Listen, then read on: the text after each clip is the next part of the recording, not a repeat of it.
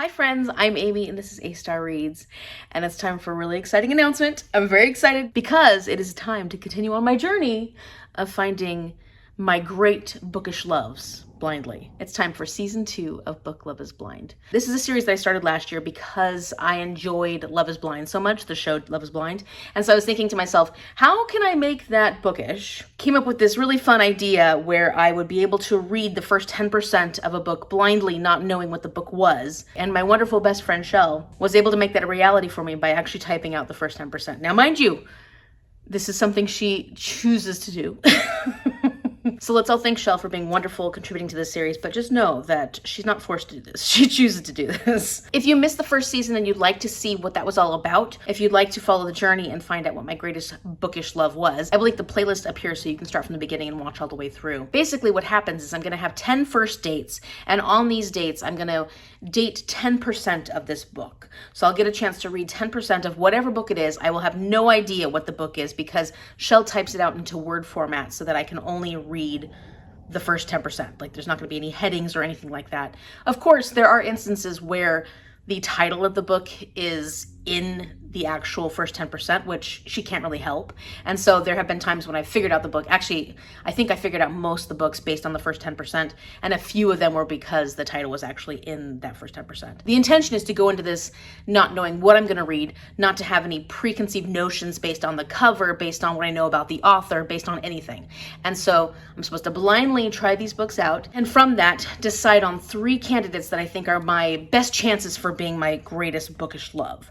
And then I will do 3 more in-depth dates where I read the whole book. Not honeymoons per se, but on Love is Blind, once they get engaged, they go on this like honeymoon sort of thing where they spend a lot of time to get to know each other better. And that's the intention here, is I will have 3 books to get to know fully. And by that point, when I read those 3 books, I will know what the book is, because at the end of each episode where I read the first 10%, Shell will tell us what the book is and why it was chosen as a possibility for my book love. Hey, it's Editing Amy here, and I want to do a little clarification. I actually will be picking the top 3 choices, not knowing what the 10 books are. Now, granted, I might guess what these 10 books are, but the intention is that I won't have seen Shell's videos where she's actually describing the book and talking about why they were picked until I start editing the videos. And that won't be until August. I'm not going to be putting out the first video of this until August. So July is for me to work on this project, read all 10%,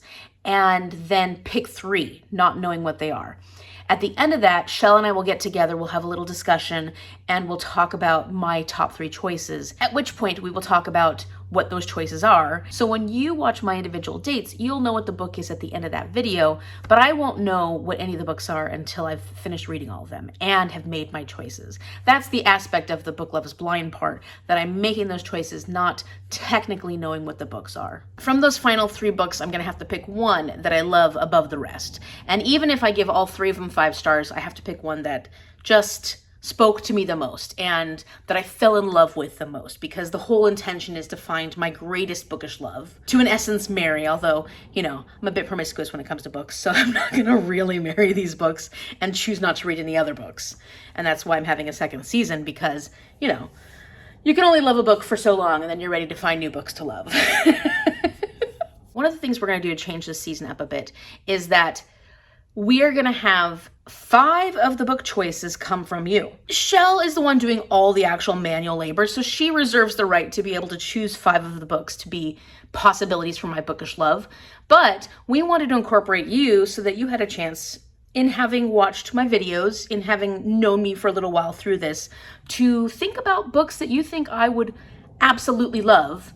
And this will be a chance for me to read some of those books that you believe I will love. Now, remember, it's not necessarily your favorite book. It's got to be a book that I will deem as my bookish love. I mean, I'm very interested and would love to read some of your favorite books, but that's not necessarily the intention of this particular video series. So the way we're going to do that is there is a Google Doc in the description down below where Shell has asked your name, the book you think will be my greatest book love, why this would be my greatest bookish love, and please give a little bit of detail here, because Shell's going to be explaining why these books were chosen for me, and I think it would be very interesting for me as well as other people to hear why these books were chosen with me in mind. You know, what makes these books specific to my interests. And then finally, an email to contact you. And I think this is just in case Shell has any questions or wants to ask you something about the book or the choice or what have you. So if you have an idea of a book or books that you think I will absolutely love, make sure you use that link down below, the Google Doc. I'm also going to link my Goodreads down below because I do think it would be a bit of a waste of your time if you choose a book that I've already read. And I keep my Goodreads pretty up to date, unless they're books that I read a long, long time ago when I was a lot younger. They won't be on my Goodreads, but really I'm pretty good about keeping that up to date. So check out my Goodreads, my read shelf, and see if the book that you've chosen for me has already been read. Shell will keep an eye out for this as well, and she'll make sure that if that ends up getting pulled, she'll eliminate them. But yeah, I want you to have a better chance of actually getting a book in here that I actually haven't read and that I have a better chance of actually reading in this series. As far as how your books are going to be chosen, it's going to be random. So Shell's not necessarily going to go through the list of all the books that you've all chosen and say, oh, I think this will be a good choice. I think that'll be a good choice. It's going to be completely random. So she'll take all of your book choices and she'll randomize it so that she gets 5 books that are going to be added to my list. And then where they are within the season, like if I'm reading book 1, book 2, book 3, she's going to randomize her 5 choices with your 5 choices so that I won't know going into my reading of it, oh, this is a Shell pick, or oh, this is somebody else's pick.